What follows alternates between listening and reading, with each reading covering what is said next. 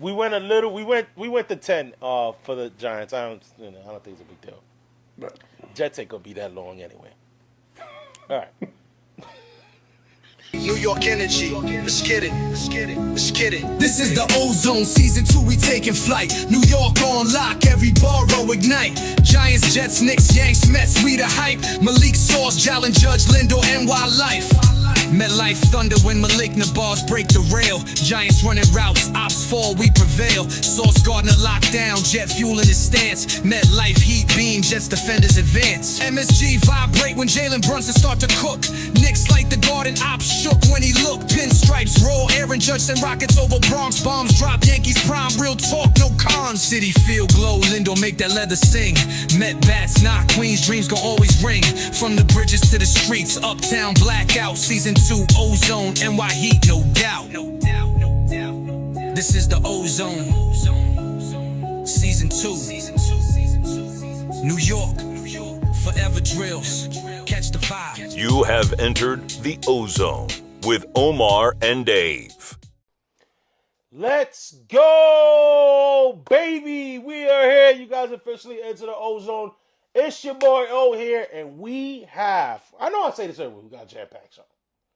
We really got a jam-packed show, baby, because the Giants won, Yankee season's over, now the whole world knows the Jets stink, water cooler talk, and we're bringing an old segment from season 1 back to season 2, because there's things, there's kicks, there's are people stealing from the trucks, people getting got by the feds, there's everything going on, and we say goodbye to a Hall of Fame tag team.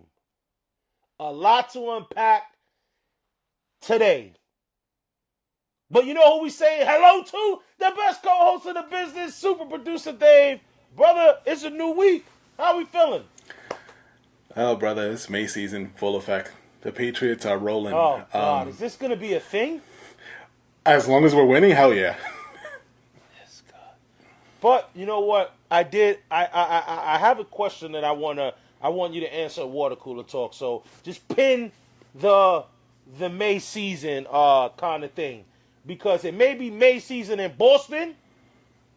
But look out!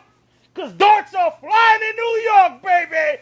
Oh, I just saw a bird get hit by a dart this Thursday, baby. Let's get into it. It's the Big Blue Breakdown. All hail the New York Giants! All right, y'all, this is the Big Blue Breakdown. As you can see, your boy is very hyped because our New York football Giants on Thursday night prime time came in and showed the defending champs for the first time, I would say, in my lifetime. Outside of the OCU Manura, 7 sacks, I think it was 8 sacks. Giant fans, correct me in the comments, where we finished the Eagles. I can't recall the last time the New York football Giants played Philly and we looked like we were the defending champions. We dominated. Jaxson Dart showed that he can bounce back from a rookie-like performance. Cam Skattebo just proves every week that he will run over his mother to get into the end zone. And Brian Burns is finally getting the recognition of being one of the best edge rushers in the game. Brother, I was just out of my mind Thursday last week when the Giants whipped that ass. Right, and you know, you're going to have somebody who probably comes into the comments like, well, you didn't even have the Giants picked out. Nobody had the Giants picked out to win this game. So at the end of the day, you'll take the wins as you come. And as I've said many times, if I'm wrong about my team winning, then that's fine. I'll take the win over anything. So, Facts. brother, you have all the right to be ecstatic, especially beating the Super Bowl champs. Like, you have a reason to celebrate, especially considering how the season has started off and how things are running along. And speaking of running Skattebo, oh my God. What a talent. You know like, what? Yeah, he's the second coming to wrong about All-Star. him. He's the second coming to All-Star, the way he looks. Yeah, I was wrong about him. When my boys drafted him in the league, I was like, bro, that's not a good pick. He's going to be a pass block kind of back. that any Giant fan will let you know that, like, we all thought that, and he took over the job, you know what I mean? And Tyrone Tracy hurt his shoulder, and bro, that's it. It's over for your career. Like, it's donezo right now. Jaxson Dart balled out. Obviously, Wan'Dale Robinson balled out. This team played with energy. The stadium played with energy, and now you have Sleeper has Jaxson Dart as a favorite to win Offensive Rookie of the Year.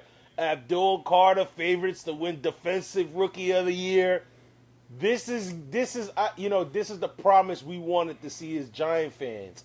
However, whatever the season goes, we got the quarterback, we got the running back, the defense is coming along. We picked up an interception. The secondary, when the line can get pressure, it helps the secondary, which is not the greatest. It helps them do their work. And this was just a full-on in every aspect of this team. They played well. And, obviously Cam Skattebo Dart's performance overshadows what my man Brian Burns did. You know what I mean? And Brian Burns could not be stopped. My man had two sacks. He had a total of seven tackles. Like, the pressure is unbelievable. He was just all in Jalen Hurts' face the whole time, and he's just the tone setter for the defensive line. Brother, and not only that, like, at the end of the day, once again, you're forcing the turnover, right? So you have the intel, you have a fumble recovery. The Giants got to Jalen Hurts 3 times, and then you have Brian Burns now tied for the sack lead with 7. So you see things are starting to come along for the defense that we have. I'll be honest, I've been hard on, because the defense is the linemen, and then it's what's everybody else behind you. Yeah. So luckily the linemen are showing up, and you would want that consistent pressure. Then you make other guys look better. But I'm not sure. Like, my thing is just like, you have to make this consistent. Maybe it was also, and I don't want to knock you and your Giants down a peg. It's more so like, were the Eagles having a bad day as well? You also want to take that into account, because you have to, you want to see them again, hopefully, and repeat the same results. Look, the Ozone 3 weeks from now might be a whole different episode, because we played them in 2 weeks at Philly. Right. So you're absolutely right, and I get that. Sir Spitz-a-lot didn't play, and I believe they missed another player. I'm not sure, but so I get it. But you play who's on the field. Yep. And you know what I mean. And thank God this is not a Philly show, because Philly took a bunch of L's on Thursday. The Eagles lost. The Sixers stink. The Phillies lost. Philly is the king of L's. I ain't mad at it. I guess that's one thing all New Yorkers could agree on. The only thing we like about Phillies is the cheesesteaks, and even that's starting to get taken by the chopped cheese. So Phillies is just a bunch of L's. I want to say this, though. I want to highlight that Jalen Hyatt played pretty good. Wan'Dale Robinson, you're a former Patriot. Humphreys, Anthony. Oh, I forgot his name. LaJordan Humphrey. He played all right, had a couple catches. You're hearing now that, and this is what I mentioned this when Neighbors got hurt, brother. We kind of mentioned this on the show. Should the Giants look for a veteran wide receiver? And now that's starting to be the topic of discussion. You hear guys like Chris Olave, you hear guys like Jacoby Myers might be options. I'm not mad about it, because you see what Dart is doing and adding in a veteran. And you look at right now the way the NFC is looking, there's a lot of, I get it, the Giants are 2-4, schedule's getting tough. There's a lot of 3-3 teams, a lot of 2-3 teams, a lot of 3-2 teams. Like, no one's really running away with the joint right now. Yeah, and with Olave, right, there's a couple of things that you bring to the table with him. Number one, he's under contract for a 5th-year option. He's had 1,000-yard seasons when he's healthy, and that's pin that first sack.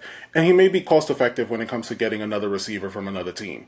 The thing I wanted to be the pin back is that Olave has also had a lot of injury history. So that's something you just want to take into account. It doesn't hurt you if you end up keeping Olave and then you also bring back Malik, hopefully healthy by next year. Then that's 2 studs for Jaxson Dart to work with. Considering what you guys got with Skattebo and also other things coming along with Theo Johnson. So there's a lot of pieces that you feel like this could work out if you guys were to get Chris Olave. You would just hope that the consistency of being healthy is something that you just keep an eye out for, because we have to be realist in this. But I do like Chris Olave for an option for the Saints. For the Giants to acquire from the Saints. Yeah, and the Saints, obviously, your boys took care of business. We'll get into that. They're going to want to tank. I don't think they even want to sniff winning games. So, you know what I mean? So I think Olave is going to be not a difficult acquisition. I even think Jacoby Myers might not be a difficult acquisition when you look at young wide receivers like they got, like Trey Tucker, that he's kind of taking more of a bigger role on the Raiders. And maybe Myers might be available. I'm with whomever, to be honest. Just bring a veteran wide receiver. Although we had a good game Thursday, I don't have trust in Darius Slayton. Jalen Hyatt, you guys already know how I feel about him. LaJordan Humphrey, he's okay, but he is a reason why he's on the practice squad. And Wan'Dale Robinson is probably our best wide receiver right now, but he's too small. We need a guy that we can go hit third down, you can give the ball to, and that sort of thing. But this is a week where I'm not going to front. I enjoyed football. I enjoyed the Giants boot to asses to Philly, and it's about time. And it was so fitting, brother, that it came the same day as that punk-ass documentary that Saquon. Brother, I've never seen a player or whatever, brother. If you winning in life, right, you left your toxic ex-girlfriend, you're married, you got the big house and the big cars, why the hell you keep talking about your toxic ex-girlfriend? Hey, that's what I feel like Saquon's doing. Bro, you left, you got the ring, you won the Super Bowl, you won the ultimate prize, you had a career year, yet you still making diss songs about us? And you know what? It's just poor timing. Like, had this come out in February, this would have been fine. This is now, like, you're into the next season of you being with them. Like, that's why I say it's poor timing. Like, had it released earlier, we wouldn't be as harsh on it as now. I just think that Saquon, like, you have other priorities on that team. That team looked like it's about to blow up. And it's easy to scoff at teams that lose 2 in a row, especially if it's Super Bowl champs, because you're under a microscope. But at the end of the day, like, these are the implications that you can see a team just starting to, like, this is your Super Bowl aspirations are now remaking the playoff aspirations. So definitely, like, keeping your eye on the prize. Maybe that was poor timing. Maybe, I don't know, editors, get your stuff together here at the Ozone. You know, if you need somebody to edit, you can, holler at your boy and I'll do it for you. I know a guy. So, it was poor timing. That means I ain't gonna have an editor. Or maybe we have more resources. Yeah, hell yeah. Saquon, holla at me. Cut the check, yeah. Call us up. Look, I've always told my wife I love my teams, but I'm $1 million man. Everybody's got a price. I'll wear Kelly Green right now, and Saquon sponsors the Ozone. What about Cowboys? I have to think about that one. You know what's funny, yo? Before we went, my brother-in-law, right? My brother-in-law, he went to Texas and stuff, and he was given a jersey, a Dallas Cowboys jersey, by his brother-in-law, and his brother-in-law told my brother-in-law, like, yo, don't wear that jersey around Omar. I'm just give you a heads up. And he's like, my brother-in-law said, yeah, I know. So when he told me, I said, well, you could wash your car with it or burn it. Either one of the two. You just can't wear it in my house. Or let the dog sleep on it. Freddie don't got a dog, but wash your car. He can wash his car with it. I told him, I was like, that makes NFL Cowboy jerseys make for good ShamWows. Remember ShamWows? That'll wipe off his... You remember the ShamWows, brother? If you could, your editors could put like the ShamWow old commercials. Wow, ShamWow, or whatever. I can't live without it. I just love it. All I can say is sham wow. That's what a Dallas Cowboy jersey makes. A great ShamWow rag. Speaking of rags, the Yankees got their ass ragged. last week by the Toronto Blue Jays. And now we are in Cancun with the boys from Queens. And I got something to say about that too. So let's get into it. This is as of now, the last Pinstripes Report in a long time. The Pinstripe Report. All right, y'all, this is the Pinstripes Report. Like I said, this might be the last one in a long time. There's not even a need to recap it. The Yankees got smoked in the DS. Last week's episode, we didn't, we talked about Aaron Judge's hollow numbers in the postseason, how I said, and I'll take the heat. I said he doesn't have that big clutch gene in the postseason. He did it in Game 3. That's one of the biggest moments in modern Yankee history, playoff history. But unfortunately, the Yankees then would drop the next game, Game 5. Brother, well, first of all, before we get into what's next, what's your thoughts on the Yankees' performance in the DS? Brother, it was disappointing. Yeah. And I kind of brought it up last week. It's just I definitely want to see something different from the Yankees going forward. I am tired of the big ball, and when I say that, I'm talking about the home run. That is literally what the Yankees have become. If it's home run or bust, and we've been made fun of, and I'm tired of seeing this brand of baseball where we just don't know how to get on base. Like that's all you guys know how to do, and you clearly got embarrassed by the Blue Jays. And you know what? I'm laughing at the memes that the Blue Jays have been making, like the Blue Jay on top of the Yankee hat, and it's a bunch of bird poop all over it. Like at this point, it's funny because that's exactly how you guys played.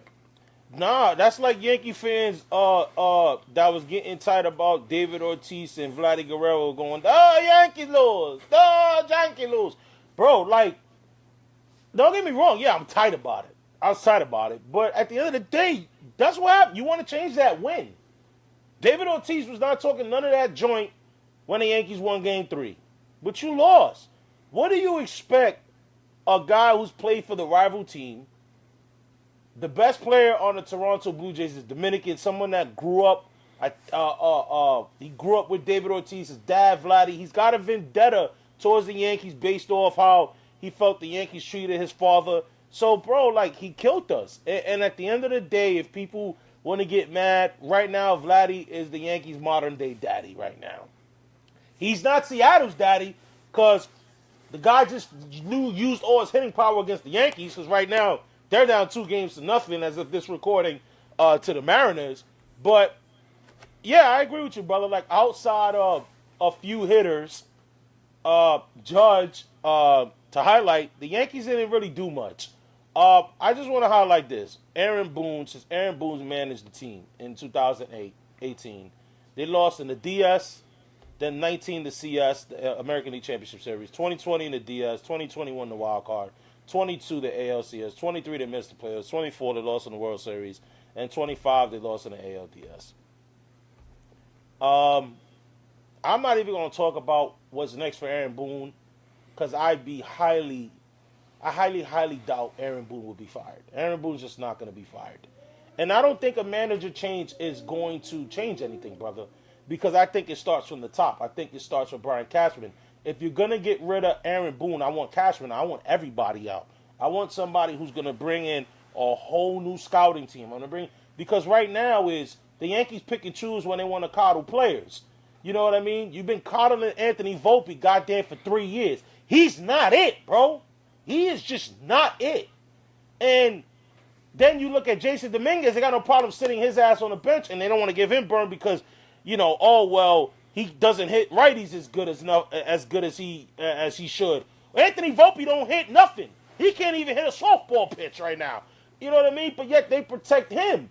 And he has some horrible at-bats. So one thing I'm going to go with before I highlight all the players that's going to be free agents, we can discuss whether we want to bring them back, is the Yankees, I think, number one, this offseason, brother, is look for a shortstop. That's my thing. If I have to package a starting pitcher, some prospects, I'm making calls. I'm making calls to see whose shortstop is available. You know what I mean? You never know unless you call. That's what I'm doing because Anthony Volpe is just not the option. This is already 3 years. We know what we're getting with this kid. He's not that good. He's just not that good. And you know what's crazy? Before you go into that, maybe a change of scenery for Volpe is exactly what he needs, and it just doesn't work for him on the Yankees. Yeah, and that's fine. You know what? Sayonara. Go play wherever the hell you want to play.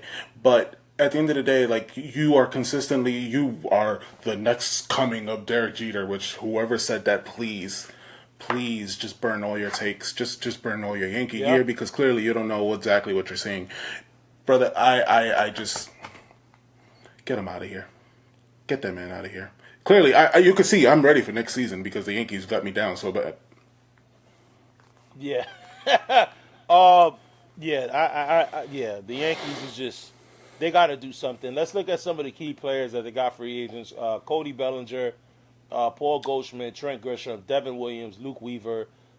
Tim Hill got a club option. Cody Bellinger got a player option, but he's opting out. Jonathan Wise got a club option. You got Ahmed Rosario, Ryan Yarbrough, Paul Blackburn, Austin Slater. The only players that I can see possibly coming back, as I definitely think the Yankees are picking up Tim Hill's club option. I'm going to be honest, as much as I love Jonathan Loaisiga, Johnny Lasagna, he's got to go. He's never healthy. He hasn't been healthy in the last few years. He's really good, and eventually, if he ever does get back to his health, and he's going to do well on another team. But right now, I just think that the Yankees just got to move on from him. Paul Goldschmidt, it was nice having you. You're not the same player. I would much rather just keep Ben Rice at first. Or you hear some Yankee fans, I don't know how much I care for this, to be honest. Move Ben Rice, sign Pete Alonso, have Pete Alonso at first. I'm not too crazy about. I just don't care to give Pete Alonso the money he's gonna want, which he's gonna deserve. But I just don't care to give him that money. The player I want to talk about, brother, is Cody Bellinger, because I think Cody Bellinger is a fascinating thing. I think Trent Grisham's gone. I think Trent Grisham had a wonderful year, but the way his postseason was played, and everyone knows that's an anomaly, bro. Like, no one is expecting Trent Grisham to hit 25, 30 bombs a year.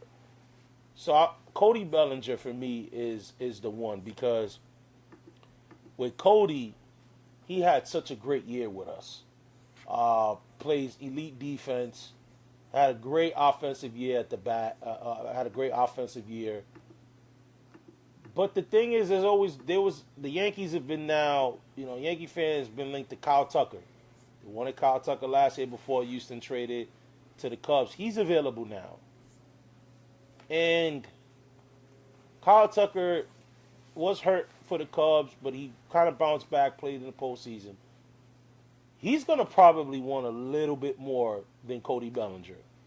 However, I just think that Kyle Tucker is a better overall player than Cody Bellinger.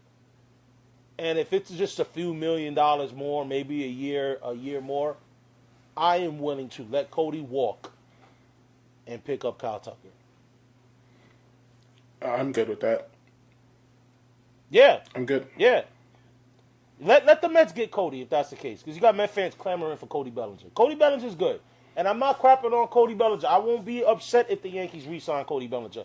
I will be upset if we end up giving Cody more than what Kyle Tucker gets in any team. I just think Kyle Tucker, and I get it, Cody's lefty, Cody's good, but I just think Kyle Tucker's better. I do think Kyle Tucker's better, and Kyle Tucker behind Judge. I think there was many, and I just think Kyle Tucker's he's more clutch. He's done it in Houston. He had some key at bats. He had some big hits in the DS with the Cubs. I just think I would favor more bringing in Kyle Tucker. I think the Yankees starting pitching is going to be fine next year. I know some people are a little upset at Max Fried on his performance in Game 2, but you want to forget the great performance he had in Game 1 of the Wild Card Series. So I'm not on that camp, because at the end of the day, look at what you were working with. Where were you hitting? Where was he hitting? Right. Where was the hitting to support him? So I'm not on that camp of, you want to crap on Fried for one bad game. Okay, I granted, yes, it's in the postseason, but you dismiss everybody else who crapped the bed. I think the rotation is set You're gonna get Cole back, Max Fried. You got Rodon. You're gonna get Clark Schmidt back. You got Luis Hill. You're gonna have Cam Slittler. You got Will Warren. This is why I think the Yankees should package one of their starters, and some prospects or whatever, and see if you can get a top tier shortstop. See what shortstops are available, because Anthony Volpe's not it. You got one more year, Josh Chisholm. Play Jason Dominguez a little bit more. The Yankees need to be more flexible with their offense, I think, and their position. A-Rod said it best on one of the post shows that he was like, they got like 3 lefties that can only play one position and stuff like that, and it's just like it's a log jam between DH and that sort of thing. The Yankees need to get more versatility within their roster. Hopefully they do. I want to talk about one last thing, brother. And I kind of mentioned this to you in the chat. When it comes to trolling comes part of the game. Like, trolling is part of the game. As a fan, you troll, whatever. My thing is this. When your team is not in the playoffs, you know what? The hell with that. When your team has expectations to win it all, and you don't even make the playoffs, you have zero ground to stand on when it comes to trolling. And I'm coming at y'all, Met fans, because I'm taking the host hat off and I'm putting the Yankee fan hat on. Y'all, if World Series can be won in the off season, y'all was throwing a parade. Y'all was lighting up the fireworks. We got Juan Soto, big brother in town now. You choked. You choked very bad. And I don't care about a Griffin Canning injury. Griffin Canning ain't Pedro Martinez. I don't care about, we didn't have this guy. We didn't have, no. You had Juan Soto. You had your lineup. You had a career year for Pete. You had still a good all-star year from Frankie Lindor. You had a career year with Juan Soto. And you still choked. You had the top 3 highest payroll. And you still choked. You lost to the Marlins. You got beat out by playoff position by the lonely Cincinnati Reds. You choked. Met fans, you know what you do when a season like that happens? You sit your ass down and you take the L humbly. You don't go talking with your chest out when you ain't done shit. You ain't do nothing. Worry about your team. I'm all good. Red Sox fans, I'm okay with it. You made the playoffs. It is what it is. You want to troll, you can do that. But when your team didn't even make the playoffs, I don't care if we played 4 or 1 hour more than y'all. We played more than y'all. At the end of the day, I highlighted Aaron Boone's record with the Yankees and the disappointment within those years. You flip that and have it in Queens, you guys are calling that progress. Yankee fans call that disappointment. You guys celebrate, oh my God. Y'all can't even celebrate winning moments. Y'all celebrate gimmicks. It's a big difference. You want the little brother moniker to end? Stop acting like the damn little brother. Go ahead, brother. You want to add something before we move on? Mic drop. You good. Bam. Now we're going to go to another sorry-ass team. That's the New York Jets. Let's get into it. This is the Gangrene Report.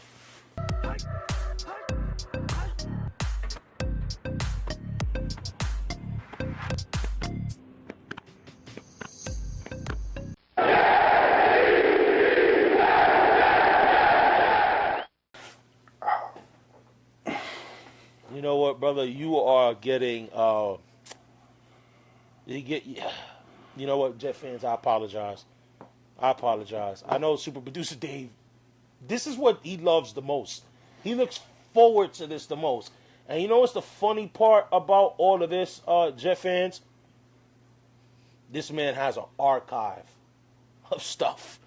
Because he thinks y'all going to win this. And it's hard to argue that. Because the Jets went to London, and you want to talk about one of the worst football games I ever seen in my life. That was it. I normally don't tweet during Jet games, during football games like that, because I'm watching the games. I think I said this game is as exciting as watching paint dry. And super producer Dave responded and said, I'd rather watch paint dry. Brother, this was just not a good game. The defense, shout out to the Jets defense, they showed up. But the offense is just ass. Justin Fields, I'm going to be honest, bro. Like, I know there's some Jet fans wanted Tyrod Taylor to play. And then there's other Jet fans like, oh, but it's not like he's going to lead us to the playoffs. I'm going to be honest, but Tyrod Taylor's going to make y'all damn respectable. I think Tyrod Taylor's in that game. The Jets win. There's so many plays that Justin Fields is looking. You already know who he's throwing it to because he can't keep his eyes off the guy he's trying to throw it to. He doesn't read his reads. He throws it late. I can't even tell you how many times he threw behind Garrett Wilson, setting him up. Now that Garrett Wilson's hurt now because of Justin Fields, if you ask me. This team is doodle. Doodle. Brother, I think the New York Jets should do themselves a favor and just stay in London. Just stay in London. Just stay in London. We'll inquire about a rugby team that's playing out there and see if they want to play because clearly I don't even think they could beat a rugby team, bro. Brother, I don't get it. And you know, like, you have people, like, you have Sauce Gardner talking about, well, the Reds give us bad calls because we're the Jets. Well, look at how good you're playing. You know, who expects to give you any calls? Brother, I just... It's easy for me to, like, get on the Jets because they're 0-6 and they're a rival and it's fun, right? It's fun, but this is sad. This is really sad. This is a concern, Dave. And I say this with a smile because I can't contain myself, but I really want to. Right, concern Dave. Brother. Concern Dave and Jets never went in the same sentence. Never. But I feel for you guys. Like, at the end of the day, change your fanhood because this is exactly what you're going to keep getting year in, year out. You guys keep making the same mistakes. You keep doing the same things. You make flashy moves in the offseason and make you feel like you're going to do something and you don't. Aaron Glenn, you're writing your resume to get out of there. Like, exit, just start writing your exit speech right now because clearly you lost the locker room, you lost everything, and apparently I'm gonna post real quick. Guys who wear joggers as coaches are 1-11 with him and Mike Daniels. So You're kidding? That's the thing. That's the thing. Apparently, guys who wear joggers that are coaches are 1-11, and guess what? The win was against the Jets. Oh man. So somebody with joggers had to win. The Dolphins. It was the Dolphins and Jets, and it just so happened to be. Surprisingly, it wasn't a tie. Brother, I just like. What more is there to really be said? Like, it's just easy for me to like punch them while they're down, and it's fun, yeah, because I'm a Patriots fan. But as a football fan, this is sad. This is really sad. Yeah, I'm gonna be honest. I don't know what the NFL was thinking. The NFL's trying to grow the game. That ain't how you do it. Why the hell would you send the Jets of all teams? Yeah, I think it's tough. I think it's really tough for the Jets because there's not even a silver lining. You know, before a couple years ago, before they got Rodgers and they were going through the Zach Wilson thing, you could go, you know what, we got Breece Hall, we got Sauce Gardner, we got young pillars to, at least be optimistic about and build around. But Garrett Wilson just looks like he doesn't want to be there. Breece Hall's already throwing up subliminal messages on Instagram talking about #free20.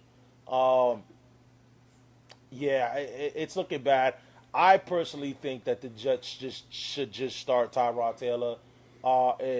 Especially if Aaron Glenn wants to keep his job, I would start Tyrod Taylor because Justin Fields is just not it.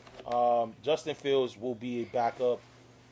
You know, I think once he loses this starting job, which it will happen, I think he'll just be a backup going forward. And there's nothing wrong with that. Guys done made great careers and had a great living by being just a backup. But he's just not it. He's just not it. And I don't see it getting any easier for the Jets. Because even I think the opponents they got next week I don't even think they're going to beat them. And we're going to talk about it on Picks of the Week a little later. But, right now, any final words, brother, before we move on? Because we're not going long talking about these Jets. You know what? Usually the saying is there's always next year, right? But for the Jets fans, there's always next week. And this is the only optimism you're going I to thought get you from were me. going to say there's always 10 years from now. That's what I thought you were going to say. I'm I gonna was not say this. expecting there's always next week. There's light at the end of the tunnel, but because of your point on it, but don't get too hyped. So, just Yeah, but that's all I have to say. Yeah. As I say, don't get too hyped. Yeah. I don't think they have any ground to be hype on. But brother, we saw some key games this past weekend, and I still got that question that I want to pose to you. So let's talk about it on Water Cooler Talk. Ding, ding, ding, ding, ding, ding. All right.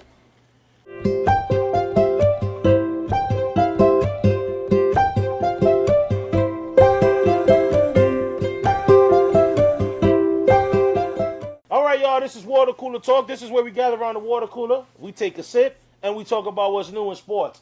Brother, first thing, your Super Bowl early prediction. Opponents played this past Sunday, the Kansas City Chiefs versus the Detroit Lions. I think this is the most Kansas City Chiefs game we've seen all year. I think this game, they looked far more impressive than the game they did against Baltimore, which they looked impressive on. This Kansas City Chiefs team, we mentioned about their offense, and it still needs Rice, but you saw Worthy have some explosive plays. You saw Pacheco have some explosive plays, but you saw Pat Mahomes. You saw like a throwback Pat Mahomes. And then the defense. Yo, shout outs to the Chiefs defense and shutting down the Detroit Lions.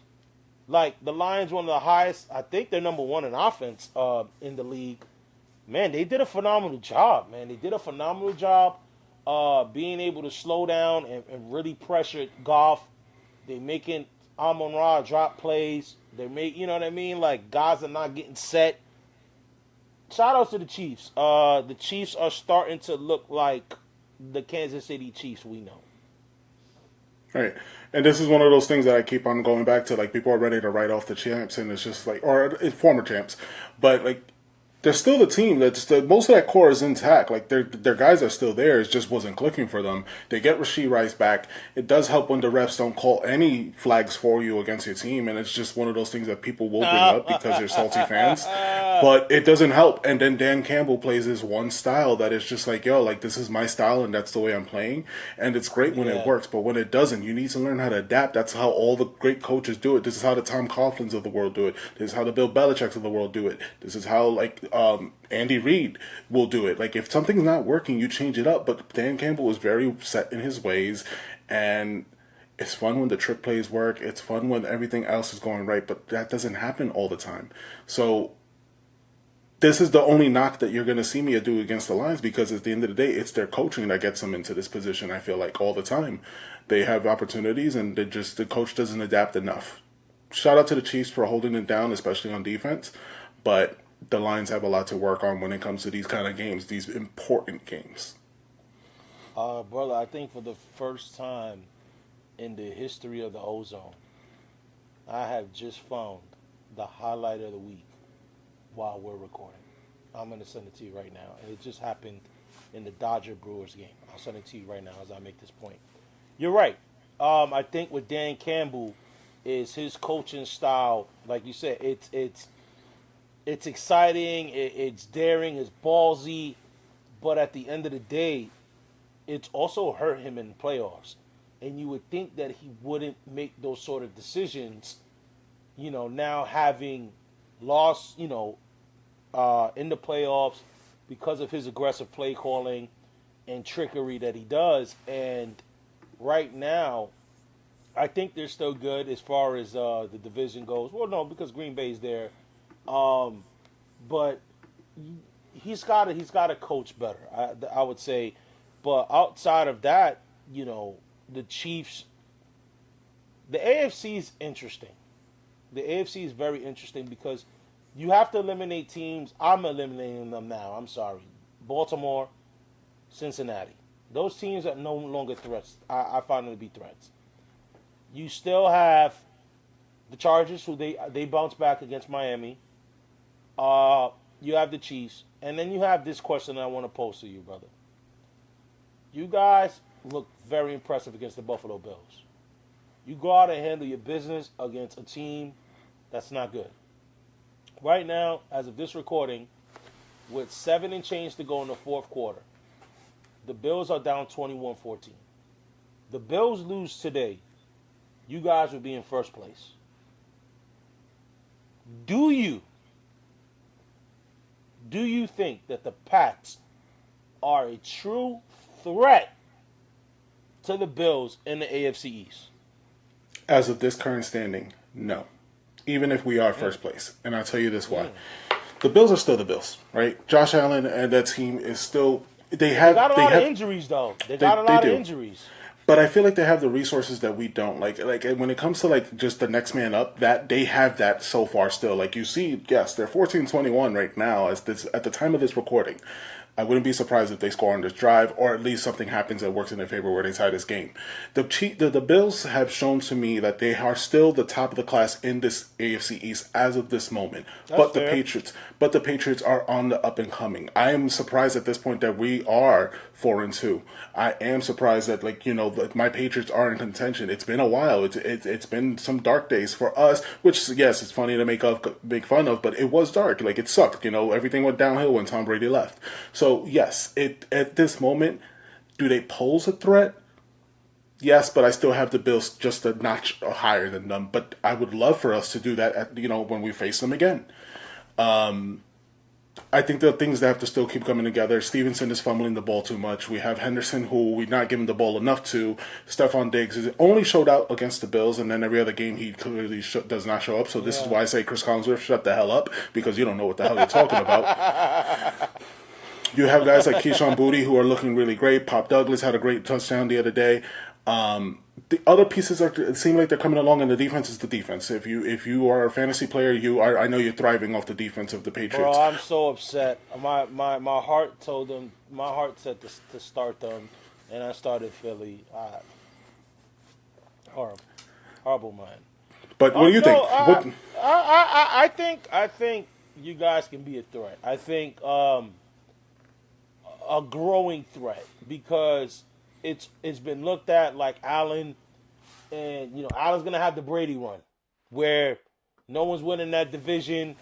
As long as he's healthy, no one's winning that division, because that's what Brady did. I believe the only year the Patriots didn't win the division when Brady was there was when he got hurt and Castle started. That was the only time Brady didn't win the division. But I think you're looking at it now. Drake May's playing with a certain swag. Vrabel's got them guys balling.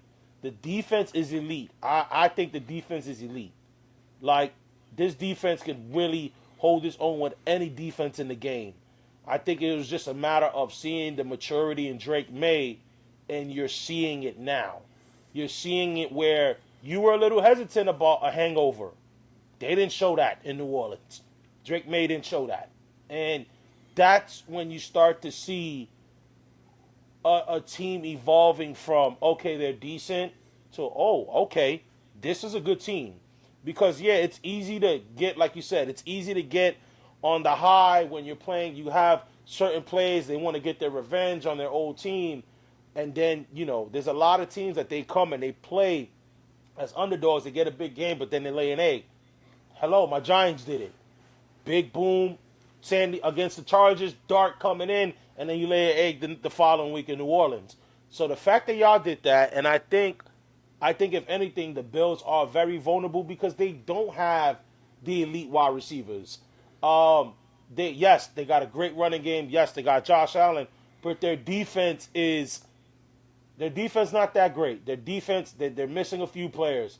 Their defense is not like their defense was stout to begin with. So you have that going for you when you're the Patriots. So I think they are a legit threat. I think they are. And then you look at the schedule. You guys' schedule is looking really good. Really good. You know what I mean? Last time I checked, I believe that you guys could easily, I think, go like 6-2. Going like 6 or 7-2. Like, you guys got like 3 opponents that I'm like, Patriots are winning this. Like, they are legit winning these games. Yeah, so, Tennessee, Browns, and Falcons. So, yeah. There you go. I think the Falcons game might be the toss-up, but then you don't know what Falcons team you're going to play. So I think they are a true threat. Before we wrap up, brother, I want to talk about another division team, another team in your division, Tua and the Dolphins. Did you hear what he had to say in his press conference? I do, but I'm gonna let you finish. I have my thoughts about it, but go for it, bro. Yeah. So basically, y'all, if you guys didn't see it, Miami Dolphins quarterback Tua Tagovailoa just basically threw everybody under the bus. He basically said, "Well, there's damn near," and I'm paraphrasing, y'all, but there's no structure. There's player meetings where guys show up late. They don't know if it's mandatory. They don't know if it's voluntary. Like, they don't know. Guys are missing practices. Guys are not just, let's just put it like this in a nutshell, guys ain't just taking this serious. And that starts with up top, and that starts with the coaching. I don't know if that's his way in trying to throw the coach under the bus while questioning leadership. But last time I checked, brother, you got a C on your jersey. Tua got a C on his jersey. That stands for captain. So if the coach is okay, maybe not lifting his load, maybe not not doing his job, well, then what the hell are you doing? Because you're clearly not balling. So what the hell are you doing? I just thought that's not the way to go about it. That's not how you go about things. Like, yeah, it's ways in voicing your frustration, but in-house stuff stays in-house, and I felt like he aired out all the dirty laundry, where it's like, bro, you're not even the right guy to do that anyway. Brother, I think that C stands for concussion. That's what I think that C stands for. And, brother, you don't see the greatest quarterbacks, or even the subpar quarterbacks. They never do that where they throw their guys under the bus. You only see that from guys who are clearly you're not even mid-level. You're below that. And the fact of the matter is that Tua is somebody who's benefited from playing with Tyreek Hill and Jalen Waddle, and you've been great running backs with Mostert and A-Chain. But you don't do that as a quarterback. You don't see Tom Brady do that. You don't see Peyton or Eli Manning do that. You don't see Drew Brees doing that. You don't see that from Elway. None of the top guys who ever played the game would ever throw their guys under the bus in media coverage like that. Maybe you tear them a new one while you're back in the locker room where no media is there. But the fact is that you chose to do that in front of everyone, brother. That C stands for concussion, and I'm going to stand on that because at the end of the day, you don't do that. You don't do it as a leader. You don't. No, I thought he was wrong with that, and if he thinks that's a way in where McDaniels is going to be out, he not, you going out too, bro. Only reason why you on the team is because they're paying you so much money. It's not because you're good. But brother, let's pivot into somebody who's not doing good. And we got some big that's the owner of Cool Kicks.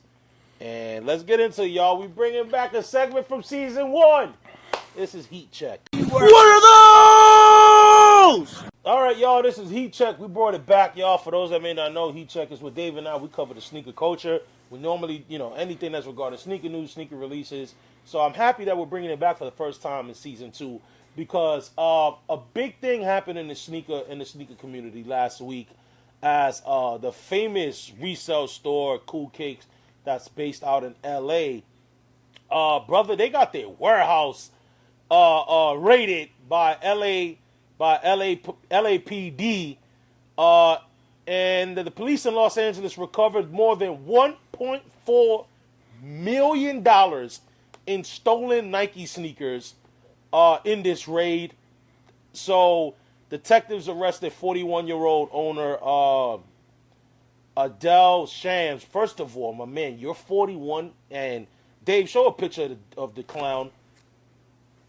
He's 41 and he looks like that? Bro, I know we want to look youthful, brother, but no. Comes a certain time and age, you just don't look like that. I'm going to be honest, obviously what broke out initially was that, they saw that they were plugged. A lot of people were talking about that it was for fakes because apparently the division in LAPD that also was in the raid were a division, brother, that deals with counterfeits and that sort of thing. But then, so that's what broke out initially. But then a couple days later, it was revealed that it was more about stolen property. And I think we covered this before, brother, many episodes ago, where we talked about how Nike, they're getting their inventory stolen from, whether it be from cargo, like ships, most famously the trains, these cargo trains. And I'm going to be honest, bro, I'm not surprised by this. I'm not surprised. I don't want to say that this is all alleged. I want to say homeboy's guilty. But, brother, Dave is going to show the pictures of what they confiscated.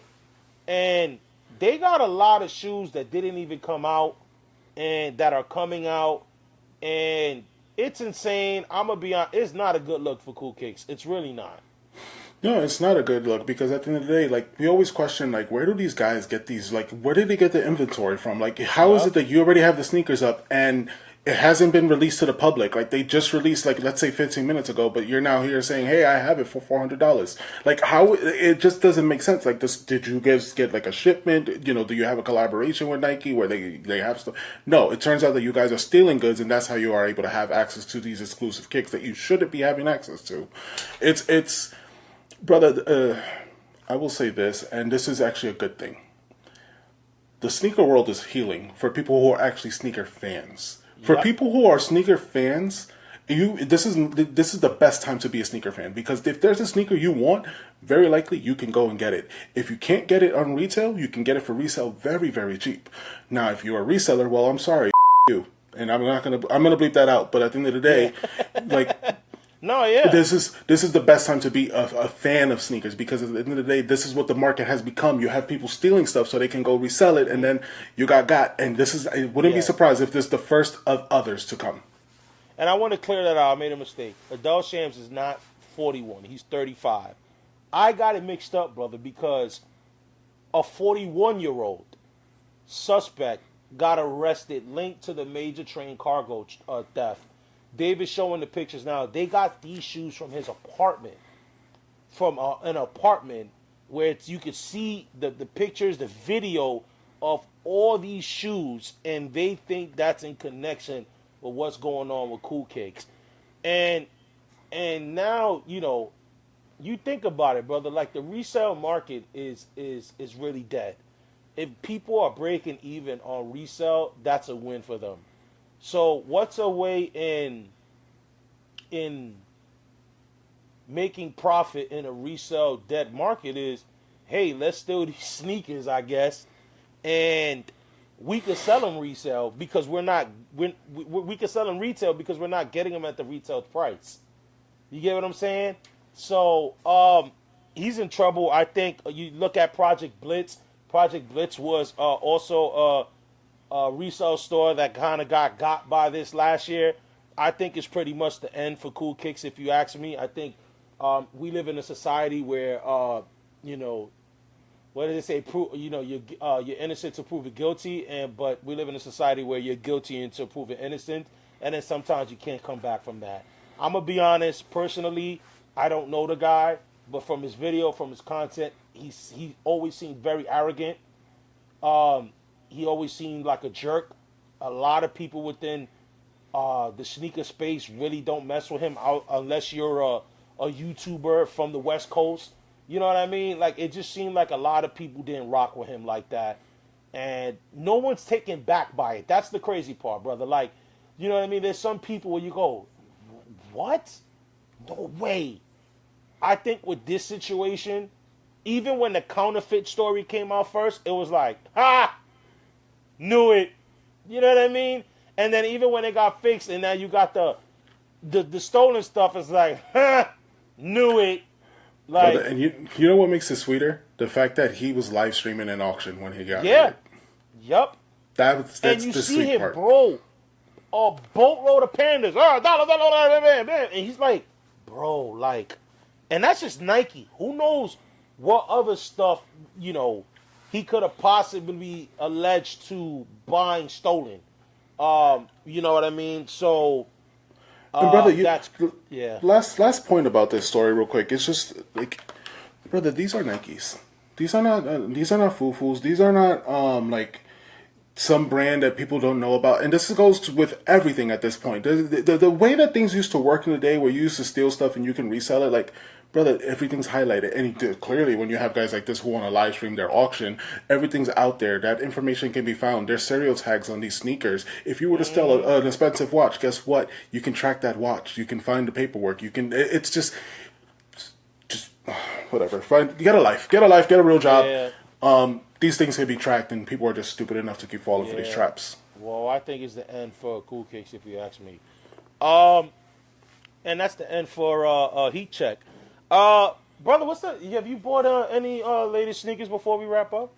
Shout out backboards. It was a sneaker that, I won't say I hated, but I was definitely jealous when you like pulled out your Shadow backboards back in the day when you got them, and I missed out on them when they first came out. So I was just like, when I heard that they were coming out again, same quality, I was just like, you know what, I need them. I need them to come home, and Shadow backboards are the ones that I got. No, so you know what, we never really spoke about this, and I guess we might as well speak about it now. I'm so for that. Like, I am not a gatekeeping sneakerhead. You know what I mean? Where there's people that got certain shoes and they don't want it to come back because of, like, at the end of the day, have I enjoyed my run with the Shadow backboards where I'm getting looks? Like, yeah, I enjoyed it. But at the end of the day, I'm not going to gatekeep. You know why? Because there's a lot of sneakers I wanted that I couldn't get, that I'm happy are out now. For example, I got the Undefeated 4s.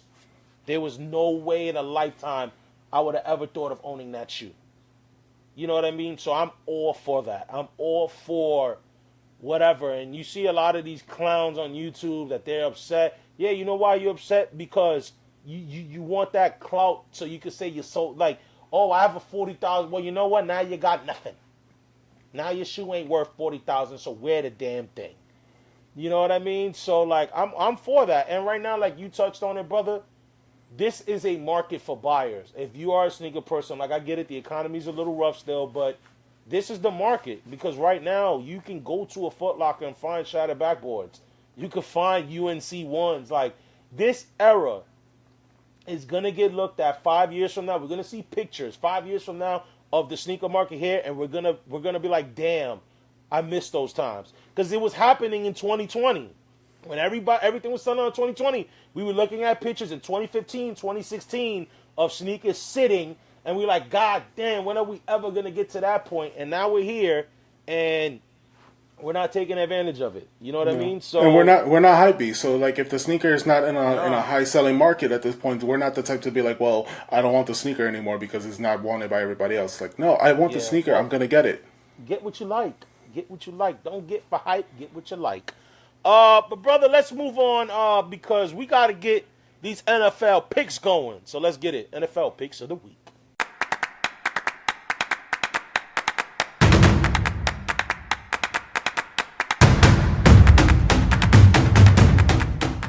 All right, y'all. This is NFL picks of the week, and as you can see the score, I'm still behind, but that's all right because I'm coming back.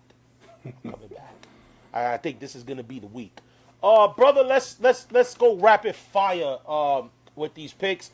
Thursday night, Steelers at Bengals. I am going with the Pittsburgh Steelers. Brother, I'm going Steelers. Cool thing they got Flacco, but I don't think that changes anything for them. All right, in no particular order as far as times. Let's start Sunday with my New York Giants at the Broncos. I'm going to be honest. I think the easy pick would be to pick the Broncos. But I'm riding high. I'm going my boy, the G, man. Going with the Giants. I don't blame you. I don't blame you for going with them, but I'm going with Denver. I know you're not picking the Giants. Yeah, I know you're not picking them, so I'm happy. This is actually going to be, I think this is more of a toss-up game. This is the London game. You got the Rams at Jacksonville. Every time I think that the Rams are going to win, they let me down. But I just don't think Jacksonville's a good enough team. Puka's going to be out, so that's. But hopefully Kyron won't. Man, Jacksonville got a good defense. Oh man, who you picking? In this one, I got Los Angeles. Yeah, I was leaning Rams too, so I'll go Rams. We got Bears and the Saints. I'm going to keep that one quick. I got the Bears. Bears. All right, then we got Dolphins, Browns.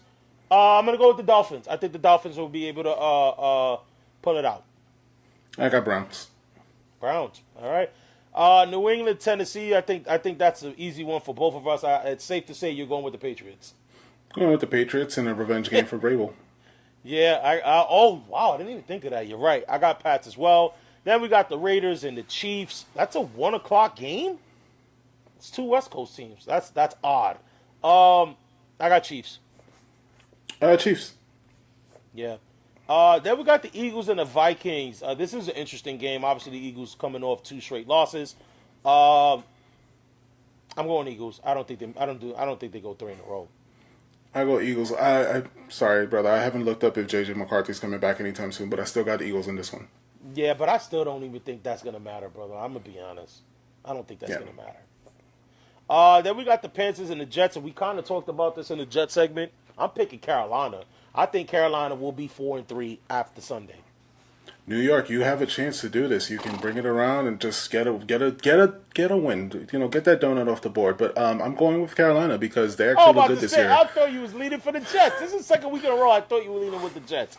Then we got the Colts and the Chargers. Chargers are my fave. Those that know, they bounce back. This is going to be a tough one though. But I'm going Chargers. This game I'm going to make it my business to watch. I'm going Colts in this one. All right, I can't be mad at that. Then you got the Cowboys and the Commanders. I'm gonna be honest. Daniels don't look healthy. I don't know if he looks healthy. I don't know if it's second year rust. I don't know what it is. It's gonna be a high offensive game because I don't think Washington's defense is any good, and we know the Cowboys isn't. I'm gonna go with the Cowboys. I think the Cowboys win. I'm going Cowboys. I got Cowboys because CeeDee Lamb's expected to come back. So. Oh, is he? Oh, okay. Yep. Then I'm more comfortable with my pick then. Then we got Green Bay and Arizona. Arizona's a product of their schedule, as I said, from the beginning of the season. I got Green Bay. Yeah, I got Green Bay. Kyler Murray was out because of battlefield drop. I'm sorry, injury. So Green Bay. Yo, I didn't even know he was out watching the game. I'm like, bro, is that Brissett? I'm like, oh my God. Then we have, oh man, this is a whack-ass Sunday night game. The Falcons and the Niners? Bro, they need to start flexing. I'm sorry. They need to start flexing now. I get it. Falcons are on the verge of going 3-2. But nobody wants to see this. But I'm going Niners. I'm going to Niners at home. Mac Jones. I'm going Niners. I'm going Falcons in this one. No, they're going to let you down. Then you got another Monday night doubleheader. Why does the NFL continue to do this? And then spread it out the way that they did this one, because the first one's at 7, the other one's at 10. Yeah, but oh god. Yeah. So you got Bucks Lions is the first game. That's gonna be a good one. Right now I know Bucky Irvin is gonna be out. Unfortunately, Ibuka is gonna be out as well. But they supposedly are going to be getting Evans. Evans might be practicing. So that's something to look out for. The Bucks, shout out to Baker Mayfield, man. They're 5-1. Baker definitely should be in that MVP conversation this year. Detroit's at home. I think if this game was at Tampa, I would have leaned more towards Bucks. I'm going Detroit. I got Detroit in this one, but I expect it to be a close game. Baker has been showing it, especially in the fourth quarter. He's been lighting it up. Yeah, he's been showing out, man. He's been really balling. The Browns dropped the ball. Then you got, wrapping it up, you got the Texans and the Seahawks. I got the Seahawks. Seahawks is a good team. Shout out to Seahawks, because Houston's not. Smith and Jigba has been the guy. Yeah, Seahawks, because Houston's not the team. Yeah, brother, you guys are about to be in first place. 57 seconds left. Bills are down 10. I just don't. Time is not their ally right now. So, shout out to first place for the first time. Until right now, because right now as this play's going, this is the first time I've seen Josh Allen really run. Why is it the year that I decide to draft Josh Allen is the year that he decides that he doesn't know how to run? Yeah. 47 rushing yards. He threw for 171. That's crazy that his numbers, 2 touchdowns, 1 interception. Bro, like other quarterbacks, you're kind of gloating about that. Like, wow, like, you know what I mean? But right now, you're talking about 2 consecutive losses for the Bills. First place Patriots. As of this recording. The Bills and the Ravens are on byes, and I think, considering the way those teams have been playing, much needed byes. But brother, we're gonna do something different. Because we're gonna do highlight of the week right now. But it ain't ended the show. And already this is the first time because we had a highlight of the week in mind, but I changed it. Like in the middle of this episode, watching a highlight, I've changed it. So stick around and find out. This is highlight of the week. He's on fire! All right, y'all. Highlight of the week is going to the Milwaukee Brewers, which they made a crazy double play in the Game 1 of the National League Championship Series. I had every intention of putting this dunk that I seen in preseason, but even the center fielder was shocked by what happened. He didn't even believe he caught the ball. He kind of robs Max Muncy from a home run, bobbles it, catches it. For some reason, it doesn't hit the wall. They throw it at home. They get the force out, or he was supposed to go. It was just a wonky double play. Never seen anything like that. You don't normally see that kind of blunder from the Dodgers, but it was just a crazy play in a big time moment. Brother, I love this play because at the end of the day, it comes in the national spotlight against a really important team, which is the Dodgers. So we're not the only ones who saw this play. So kudos to the Brewers for getting this done. Yeah. So what happened was he caught the ball, and the runner never tagged. So the runner on third never tagged because he thought it was a hit. And they got the double play at third to end the inning. That is a crazy highlight of the week. But brother, we are wrapping up this episode with the first time segment for season 2 that we brought back. This is another season 1 segment that we brought back for season 2. And that's because we got a very important team in the wrestling space, in the wrestling world, that called it quits over the weekend. Let's get into it. This is Let's Talk Wrasslin. Give me a hell yeah. What? All right, y'all. Let's talk some wrestling. That's over the weekend. TNA. Shout outs to TNA. They had their WrestleMania show. Their WrestleMania show was titled Bound for Glory, and not only did they it was a good show, but they broke an attendance record, their North American record, which was 7,794. I actually watched the show. It was a great show. But the show was highlighted by two of arguably the greatest tag teams to play the game, which are the Hardys versus the Dudleys in a final tables match, which resulted in the Dudleys, Bubba Ray, known as Bully Ray as well, and Devon Dudley retiring at the end of the match. They laced up their boots. They unlaced their boots and gave it to the Hardys. A fitting moment, brother, between two legendary tag teams. And shout out to the Dudley Boyz for retiring. They've won the tag titles in every company they've been in. Shout outs to them on a hell of a career. Yeah, shout out to the Dudleys, one of the pioneers of the ECW days, and made, ECW one of that global brand, and decided to carry that everywhere else that they also went along to. Obviously, they got more famous in the WWF/WWE. A lot of great moments that we can recall, especially when they had Spike and all the other people, other Dudley members. Young through a table. The Trish Stratus dive from Devon. There's a lot of things that you could bring up for the Dudleys that definitely you get the famous TLC match that everybody still to this day is the blueprint when it comes to matches at WrestleMania. So shout out to the Dudleys. You've been performing for so long and doing it consistently. Kudos to you in your career. So fitting that the Dudleys, and only right that with the Dudleys retiring and calling it quits, Dave and I have come up and we posed the question to one another as to who are your top 5 greatest tag teams of all time. So I'll let you go first, brother. I'll let you go first. What I want you to do is I want you to share, before you share your top 5, and I want you to go, you can go in order because you're going to obviously have the graphic up when you talk about it. So it's not going to be like a dramatic effect. You can talk if you want to do from 1 to 5. I'll say, let's just say from 5 to 1. But share an honorable mention that you got before you do your top 5. Yeah, brother. For my honorable mention, I have the Brothers of Destruction, and the reason I have them at the honorable mention is because there was just no more like physically dominant team that you've ever seen besides Kane and Undertaker. Like, there were two of the top guys in the business. You didn't want to go against them. Both of them 7 feet tall. If the music was perfect together, the brothers finally were working together. It was just the highlight of my time because I was a huge Cage fan growing up, and when they got together, it was just amazing. So honorable mention to the Brothers of Destruction. At number 5, I have the Outsiders, and the reason I have them there is because they helped change the landscape of wrestling. You know, it led to the NWO creation, but the Outsiders is definitely one of those important teams and guys who continued to work together even post their career and still hung out together until the late passing of Scott Hall. So the Outsiders at number 5.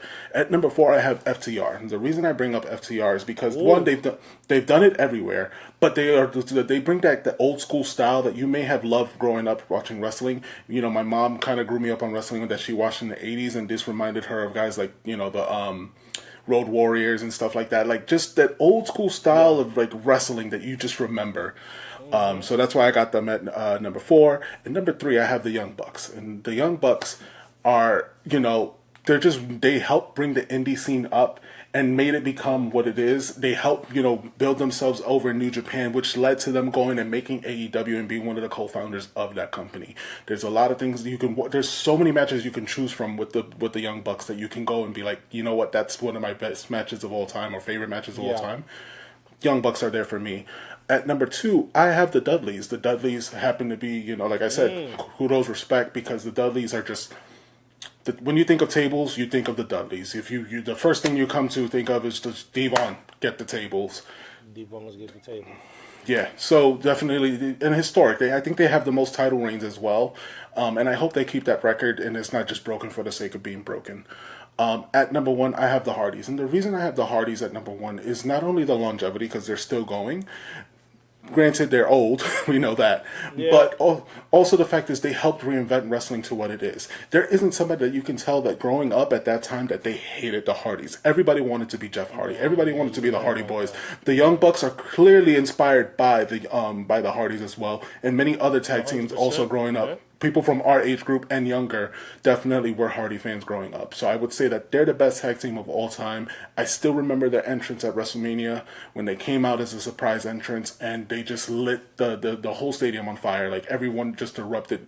So, Hardys, you're my number 1 tag team of all time. But once again, respect to the Dudleys. Yeah. Brother Yoko. I have 3 of the teams on my top 5 that you mentioned, but I got them in different orders. One of my honorable mention would have to be the Usos. I know that the Usos might be they might be on some people's top 5. They might even be number 1. I'll say the Usos. The reason why I don't have them in the top 5, in my top 5, because I also think it's not their fault. They were also a tag team in an era where tag team division was really weak. Wasn't taken serious, so I think it's I think they're, unfortunately they have to, they gotta, that's, you're a product of that, so I feel bad. My number 5, I didn't think about the Outsiders, because I thought about another team that was rocking and rolling, and they were just as cool in that same era, and that's the New Age Outlaws. I got them there because of one thing. There were 2 single guys that were doing their own thing. They weren't 2 single guys that were trying to come up and you paired them as a team. Road Dogg was known as the Roadie. He was known as Jesse James. You had Billy Gunn that was for the Smoking Guns. He was already in a kind of, classic tag team. And you paired them together. And you talk about 2 different styles, 2 different looks. And it worked.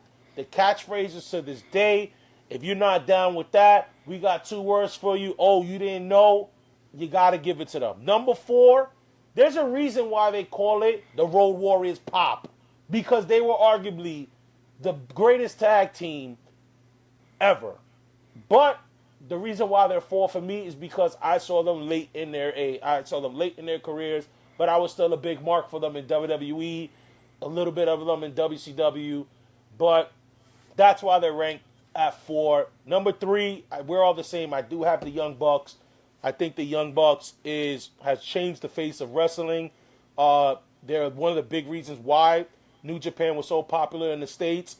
They're one of the big reasons why we have AEW, which we have a competitor to WWE. All the reasons that you've already shared. So I would go with that. And then number 2, I got the Hardys. I got the Hardys at number 2. Obviously you got to look at the longevity of their run. Every company they've gone to, they've been able to have success there as a tag team. They sell merchandise. They always get a reaction. But this is why they're not number 1 for me. Because number 1 is the Dudleys. And the Dudleys are self-made. I said it on the group chat. The Dudleys were popular before WWE. The Dudleys had an identity and they made a name for themselves before they went to WWE and actually got bigger because of WWE. They've won everywhere they've gone. They are the only tag team that can say that they've won the tag team titles of WCW, ECW, and WWE. They've won New Japan Pro Wrestling. They've won TNA tag team titles. They have been the number 1 tag team in every company they've been in, and they've done it for a very, very, very, very long time. So that's my top 5. So I was look almost identical. I know there's a lot of teams that we've missed, but guys, you let us know in the comments below what's the greatest tag team that you feel, and what's your top 5? Rank them in the comments below. But that was fun, brother. I'm excited for next week's episode. Your shirt kind of reveals who we're going to be talking about and what we're going to be talking about next week. Yes, y'all, it's the anticipated Knicks season preview show that we are doing. Yes, we will cover football, but it ain't going to be on the A block, baby. The A block will be our New York Knicks, as they're going to be starting the season a week from today. Yes, a week from today, the New York Knicks will be starting the season against the Cleveland Cavaliers, and your boys in the Ozone will have you covered before everything starts. We're talking about everything. We're talking about the offseason moves. We're talking about what kind of rotations, what we want to see, what's our expectations for all the Knicks players that we want, and we're going to predict records, brother, and we're going to be ballsy. We're gonna predict how the Knicks season's gonna end. I think we're gonna do it. So guys, stay tapped in for that. And how you stay tapped in for that is by following us on all our platforms. So we're available on TikTok, Twitter, Instagram, Threads, and Reddit. Let's go 5 for 5. Guys, we are at 160 subscribers on YouTube. Get us to 200. And I know you guys can. Tell a friend to tell a friend that the Knicks season is back, and you gotta hear the boys from the Ozone cover our New York Knickerbockers. But brother, it's been a jam-packed show. I'm excited. We got to talk about wrestling. We got to talk about sneakers. We got to talk about our football teams winning. And I know for you, the cherry on top was you got to troll the Jets one more episode. That might change next week. Maybe. Possible. Would you do a good cheering segment for the Jets if they were to win? Yeah. Yeah, I doubt it. Guys, we are tapping in with y'all next week. We thank you guys for listening. And we see y'all next week when we deliver that fire. From the bridges to the streets, uptown blackout, season 2, Ozone, NY Heat, no doubt. This is the Ozone, season 2, New York, forever drills, catch the vibe.